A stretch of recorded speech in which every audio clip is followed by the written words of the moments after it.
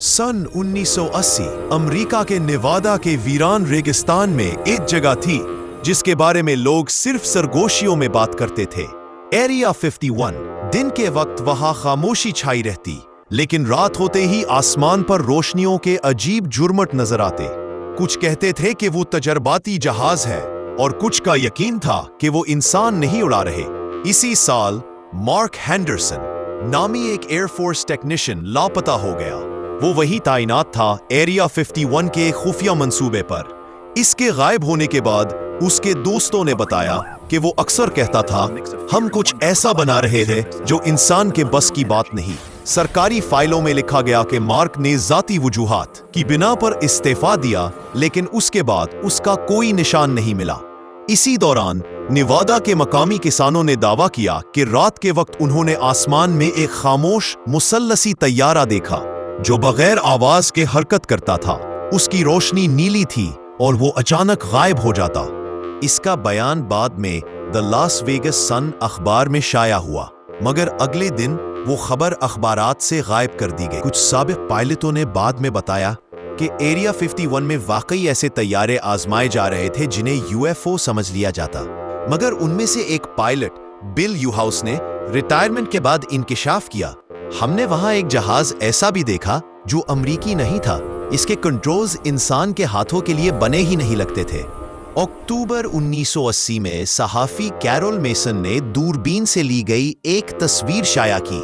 तस्वीर में एक तैयारा था जो F-117 से भी मुख्तलिफ लगता था, हल्का सा गोल, नीचे नीली रोशनी के साथ। चंद दिन बाद वो खुद गायब हो गई। उसकी गाड़ी हाईवे के किनारे मिली, इंजन बंद, चाबियां अंदर। FBI ने मामला दबा दिया और तस्वीर भी जल्दी गायब कर दी गई। सिर्फ एक नेगेटिव बचा जो आज भी UFO रिसर्च आर्काइव में मौजूद है।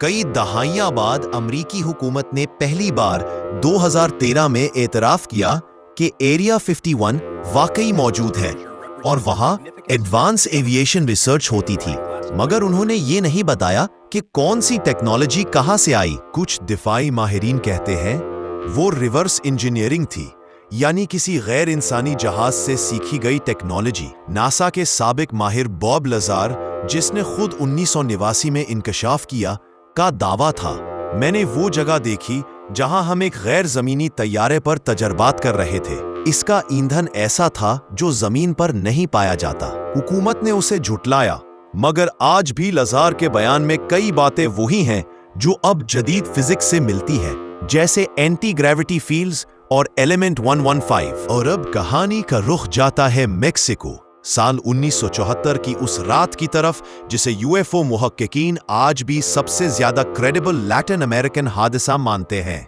25 अगस्त 1974 कोया में रात 10 बजे के करीब मैक्सिकन रेडार सिस्टम ने एक तेज रफ्तार शय को टेक्सास की फजा से दाखिल होते देखा।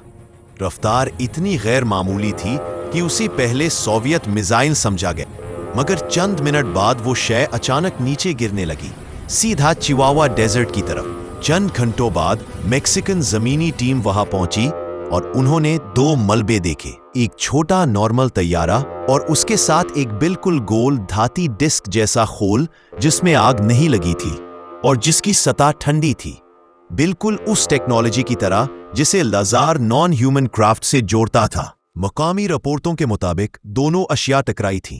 तैयारा तबाह था, मगर वो धाती डिस्क तकरीबन सही सलामत। उसी रात सरहद के पार से US स्पेशल रिट्रीवल यूनिट्स, वही स्याह रंग वाले हेलीकॉप्टर, उस इलाके में दाखिल हुए।